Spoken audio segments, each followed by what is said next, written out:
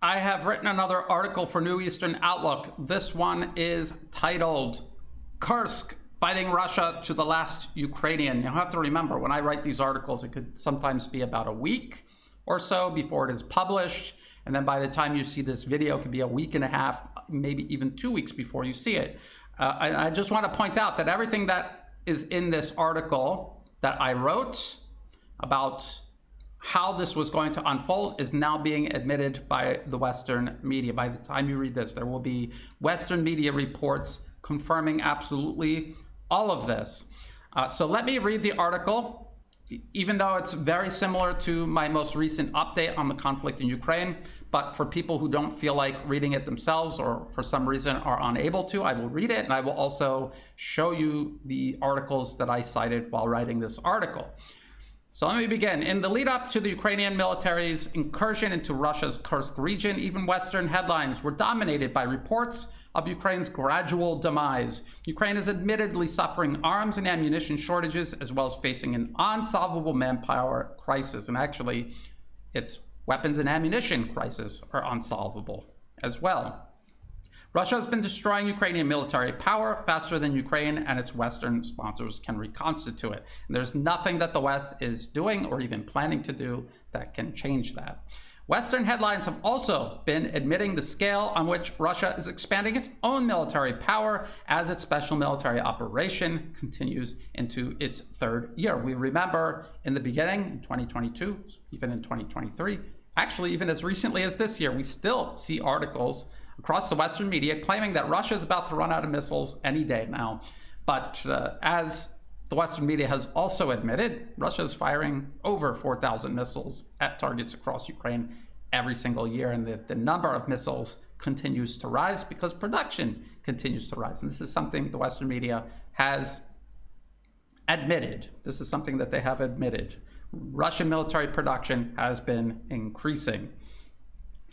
While the launch of Ukraine's incursion into Kursk has diverted attention away from Ukraine's collapsing fighting capacity, well, at least it had been at the time of writing this article. I think now Ukraine's fighting capacity collapsing is back in the spotlight again.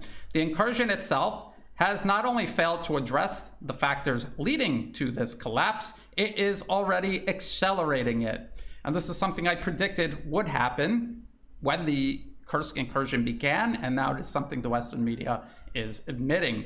Politico, this article right here, in an article titled, "As Kiev Makes Gains in Kursk, Russia Strikes Back in Donetsk." And this was actually August 15th, but even afterward, a week after this article was written, more and more articles are coming out confirming the points Politico made in this older article. As Kiev makes gains in Kursk, Russia strikes back in Donetsk, cites the spokesman of Ukraine's 110th Mechanized Brigade, who would admit since Ukraine launched the Kursk offensive, I would say things have become worse in our part of the front. We have been getting even less ammo than before, and Russians are pushing.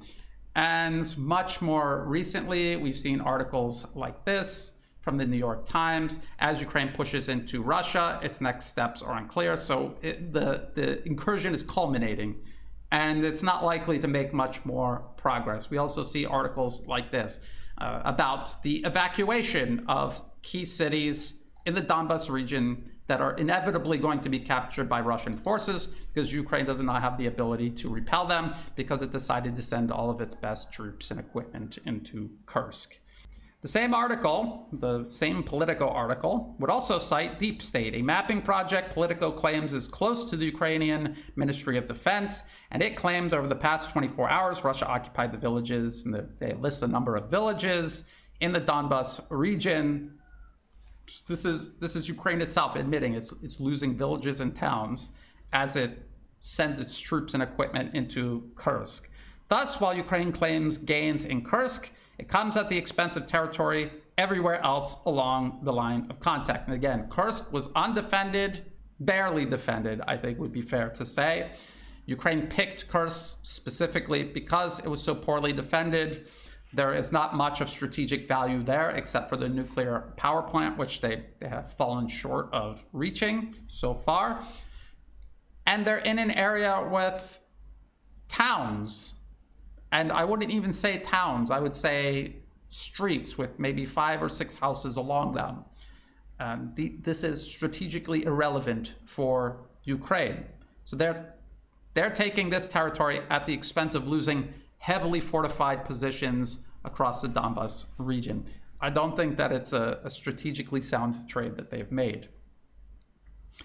Because of the nature of the fighting in Kursk, where Ukrainian forces have come out from behind extensive defensive lines and are operating out in the open, they are suffering much greater losses than Ukrainian units being pushed back along the line of contact. This is according to even the Western media. And it's an article from Forbes. David Axe, who is enthusiastically pro-Ukrainian, out in the open and on the move in Russia's Kursk Oblast, Ukrainian forces are vulnerable and losing lots of armored vehicles. But then down here it says the losses might be worth it if Ukraine can seize and hold a big portion of Kursk. And I would say, no, it's not worth it. Even if they were to seize and hold a big portion of Kursk, they will not be able to continue holding it if they cannot even hold their well-defended positions across the Donbas region. This reality, the Western media has invested heavily in depicting Ukraine's Kursk incursion as a turning point in the fighting. We have this article from CNN right here. Russia appears to have diverted several thousand troops from occupied Ukraine to counter Kursk offensive, U.S. officials say. What this was August 15th. As of August 23rd, the New York Times, also citing U.S. officials, said this is not actually happening. Most of Russia's forces remain on the line of contact. Whatever it did divert to Kursk is irrelevant in terms of the fighting in the Donbas region. So CNN, in its August 15th, 2024 article, Russia appears to have diverted several thousand troops from occupied Ukraine to counter Kursk offensive. U.S. officials say attempts at first glance to portray the Ukrainian operation as having successfully diverted Russian forces from the front lines. Buried deeper in the article, however, so even in this article, they admit otherwise. CNN reveals that whatever troops Russia is moving are relatively insignificant compared to the number of Russian forces still fighting along the line of contact, primarily in Kherson, Zaporozhye, the Donbass, and Kharkov.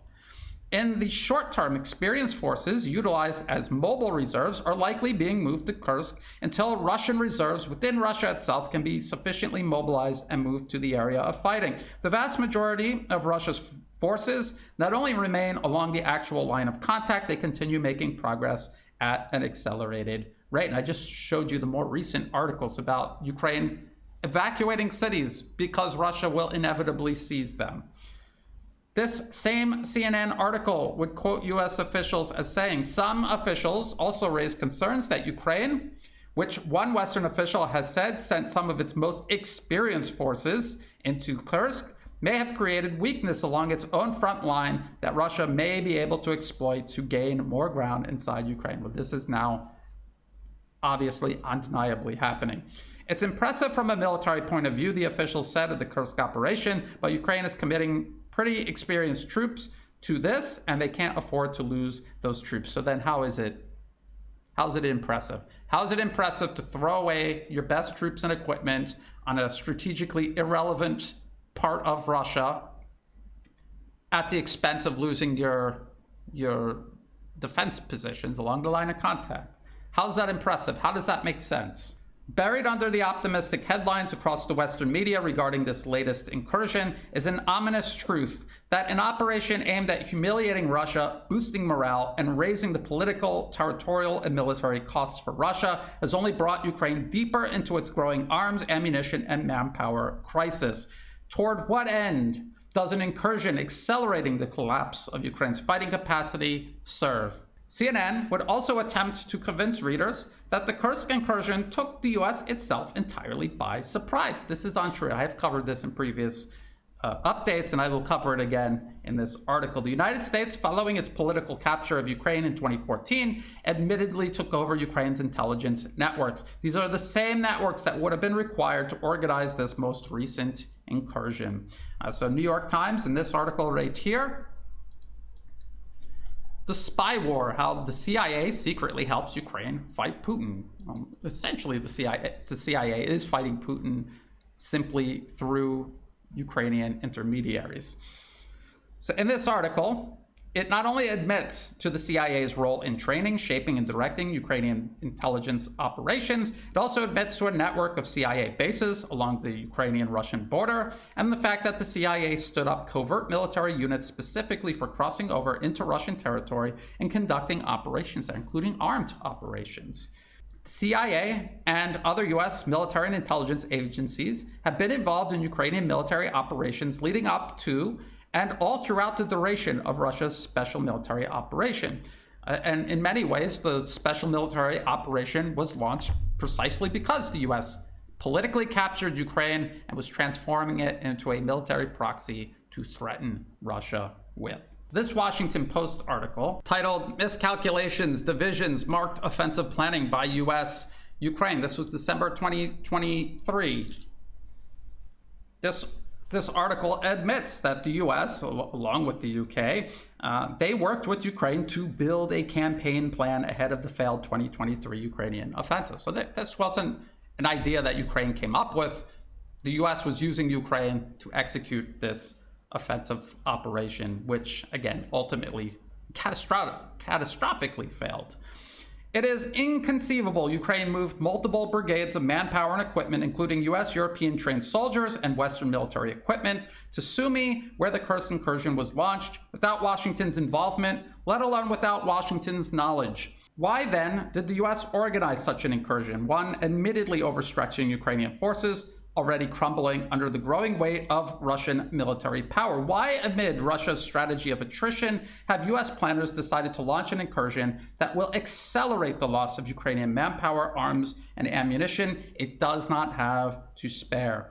In a much wider geopolitical context, zooming out away from just Ukraine, Washington's geopolitical context, to be clear, the incursion helps raise the cost of victory for Russia in Ukraine as the US seeks to place pressure on and overextend Russia elsewhere within and along its borders. And of course, we have to talk about this 2019 Rand Corporation document extending Russia competing from advantageous ground. If you look at the contents of this paper and we look at the measures, we will see that every single measure suggested in this 2019 paper has either been implemented, tried and implemented, or is in the process of being implemented. So hindering Russian petroleum exports, reduce natural gas exports, and hinder pipeline expansion. Well, the US just blew up the Nord Stream pipeline. Impose sanctions. Russia has been sanctioned with every means available to the US and its European partners or proxies, depending on how you want to look at that. Enhance Russian brain drain.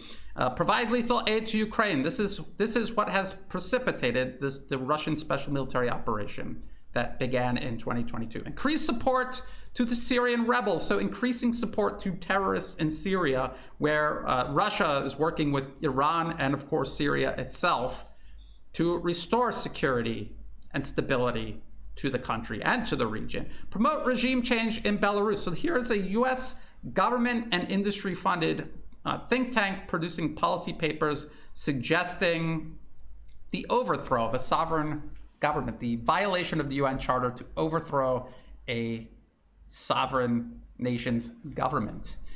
And it continues. Exploit tensions in the South Caucasus, reduce Russian influence in Central Asia. And again, that is through undermining the governments there, undermining them, overthrowing them, installing client regimes there. Challenge Russian presence in Moldova. And of course, there's all of these other, it just goes on and on and on and on.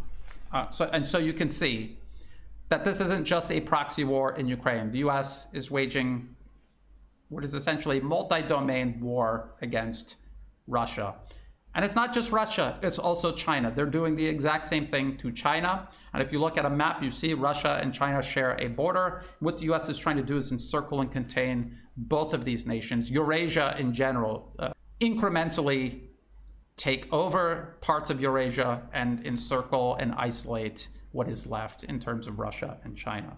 Years before the special military operation even began, as far back as at least 2019, so here's where I talk about the policy paper I just showed you, They openly sought to draw Russia into a costly conflict in Ukraine, just one among many other proposals meant to overextend Russia. I showed you those other measures. The Rand Corporation, in its 2019 paper, Extending Russia, would explain the benefits of providing lethal aid to Ukraine. So about that option in particular, it says, expanding U.S. assistance to Ukraine, including lethal military assistance, would likely increase the cost to Russia in both blood and treasure of holding the Donbas region. More Russian aid to the separatists and an additional Russian troop presence would likely be required, leading to larger expenditures, equipment losses, and Russian casualties. The latter could become quite controversial at home, as it did when the Soviets invaded Afghanistan. So they're precipitating a sort of Soviet Union-style collapse within the Russian Federation, using this proxy war in Ukraine as a catalyst. Ukraine's incursion into Kursk has, at a minimum, raised the political cost of Russia's ongoing special military operation. The most recent incursion into Kursk almost certainly had hoped to reach the Kursk nuclear power plant, just 35 kilometers beyond the furthest extent the incursion has reached as of this writing. And as far as I know, even as of now, they have not gotten that much closer to the nuclear power plant. Had Ukrainian forces reached the power plant, the price would have been even higher. In many ways, however, the Kursk incursion has created a much greater strategic dilemma for Ukraine than it has for Russia. While it has unfolded on the wrong side of the border, the outcome is the same as the Kharkov front Russia itself opened earlier this year. Regarding the Kharkov front, the New York Times, this is this article here, facing Russian advance, a top Ukrainian general paints a bleak picture. That general is Bundanov, and they're talking about the Kharkov front Russia opened up. And this article was May 2024. So facing advance, top Ukrainian general paints a bleak picture. It would admit the Russian attacks in the northeast are intended to stretch Ukraine's already thin reserves of soldiers and divert them from fighting elsewhere. It also admitted that the Ukrainian army was trying to redirect troops from other frontline areas to shore up defenses in the northeast. They're talking about Kharkov, but that it had been difficult to find the personnel. By committing thousands of Ukrainian troops and large amounts of Ukraine's best military equipment to an incursion into Kursk, it is creating the same overextension of its own forces Russia had created in Kharkov last May. But with the added complication of needing to extend logistics and other means of supporting Ukrainian operations beyond Ukrainian territory itself. So it's just like the front Russia opened up in Kharkov, but actually more complicated and much worse for Ukraine, a much greater liability for Ukraine. The same Rand Corporation paper proposing to draw Russia into a costly conflict with Ukraine would also discuss the consequences this conflict would have for Ukraine itself, explaining, and this is a quote from the paper, such a move might also come at a significant cost to Ukraine and to US prestige and credibility. This could produce disproportionately large Ukrainian casualties, territorial losses, and refugee flows. It might even lead Ukraine to a disadvantageous peace. And I know I go over this over and over and over again, but it is important to continuously bring up because it is a signed and dated policy paper produced by a US government and corporate financier-funded think tank based in the United States.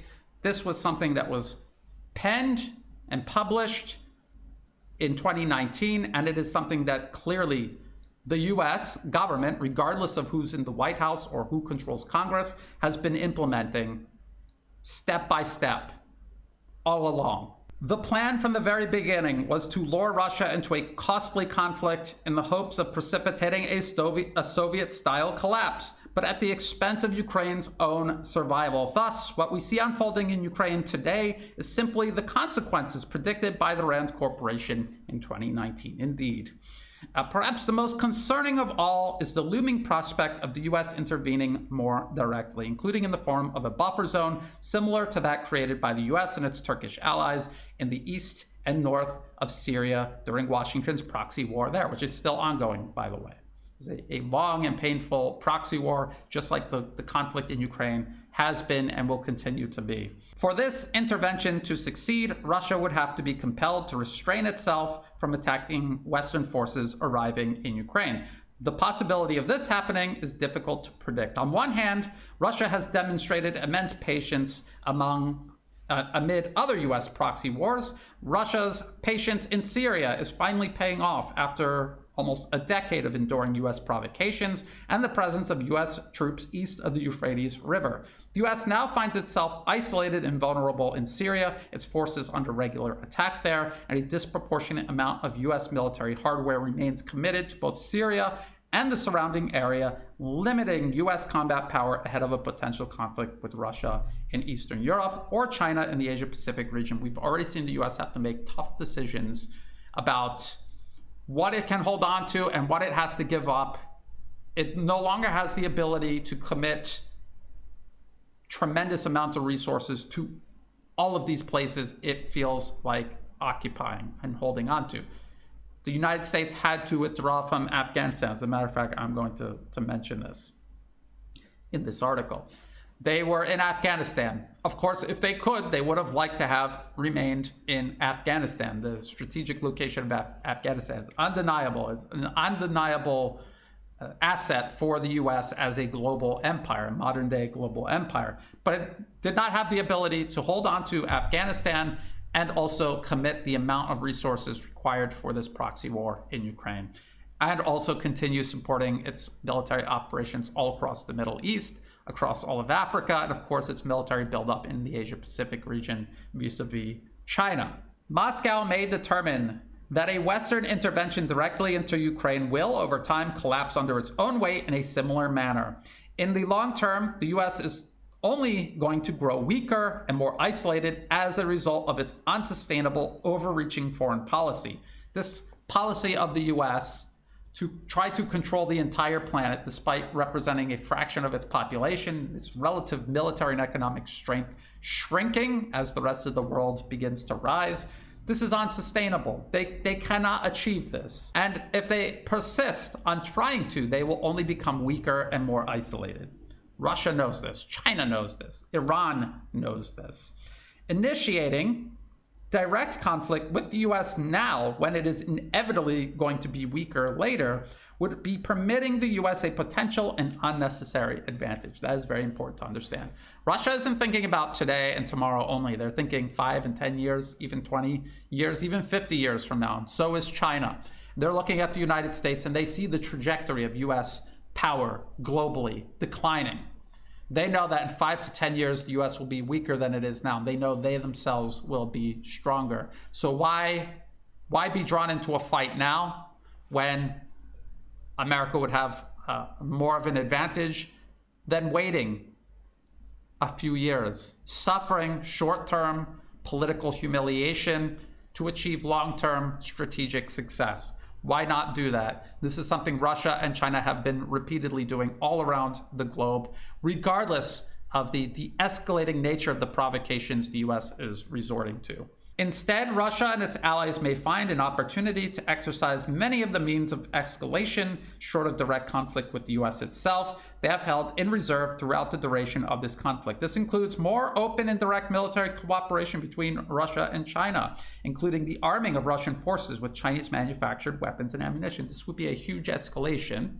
And it is an option that Russia and China are reserving. Having that gives them leverage. Of course, the U.S. is going to continue to escalate. Eventually, almost certainly, we will arrive at a point where Russia and China are exercising these additional options toward escalation.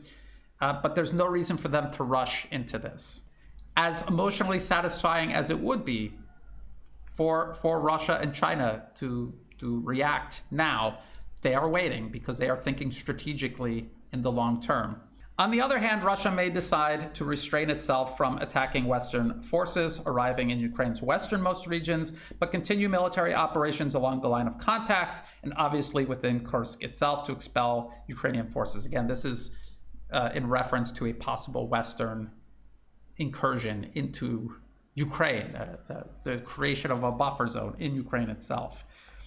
The US would seek to test the limits of Russian resolve, seeking to constrain Russian operations as much as possible, just as the US did in Syria from 2015 onward. And if you followed the conflict in Syria from 2011 up until now, you will remember the many times the US provoked Russia, attacked Russian forces, killed Russians, killed their allies, used their proxies to kill Russians and their allies.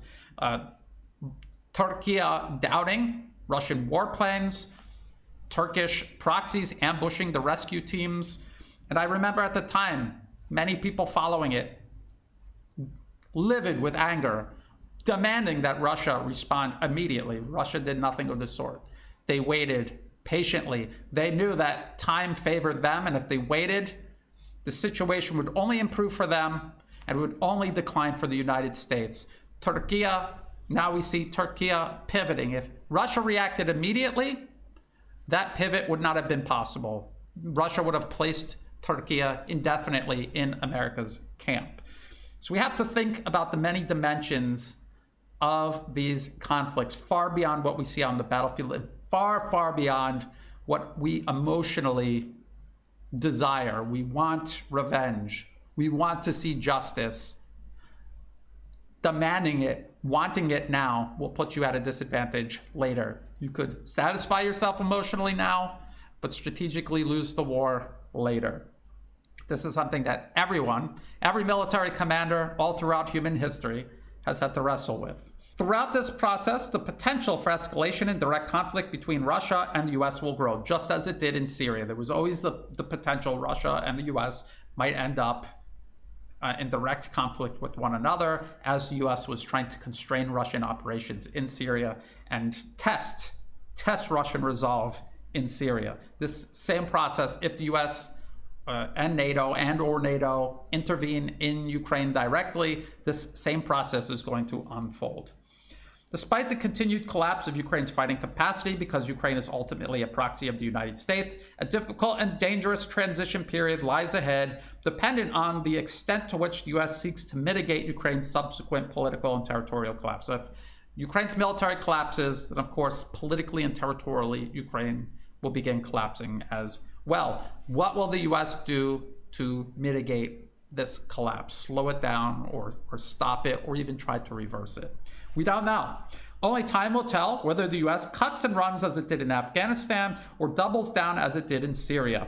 And again, remember, even though it doubled down in Syria, all of these years later, it is in a weaker position now than it was before.